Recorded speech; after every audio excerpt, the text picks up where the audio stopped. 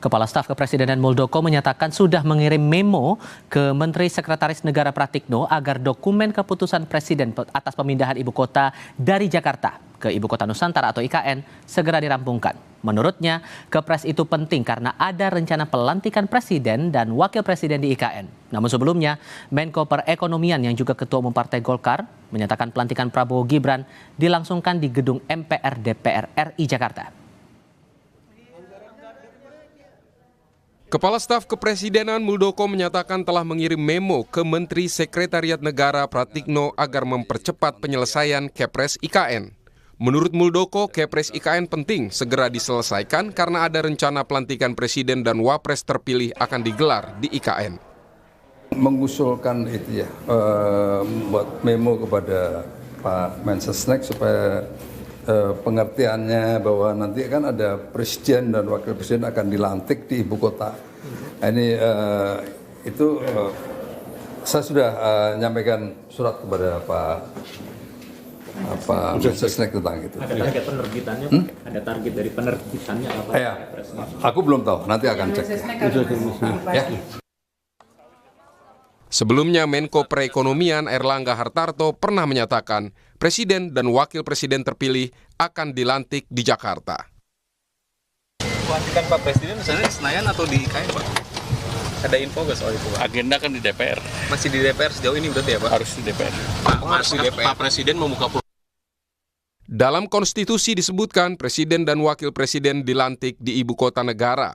Pasal 3 Undang-Undang Dasar 1945 disebutkan Majelis Permusyawaratan Rakyat melantik Presiden dan atau Wakil Presiden.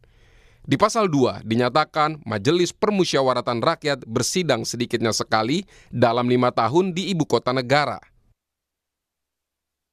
Sementara itu, sejak Undang-Undang Daerah Khusus Jakarta disahkan, Kota Jakarta sudah tidak berstatus sebagai Ibu Kota Negara Republik Indonesia. Sebelumnya, Presiden Jokowi pernah menyatakan tidak ingin memaksakan pemindahan ibu kota RI ke IKN jika memang kondisi di lapangan belum siap. Jokowi menyebut Kepres pemindahan ibu kota ke IKN kemungkinan akan terbit setelah Prabowo Subianto dilantik menjadi Presiden RI.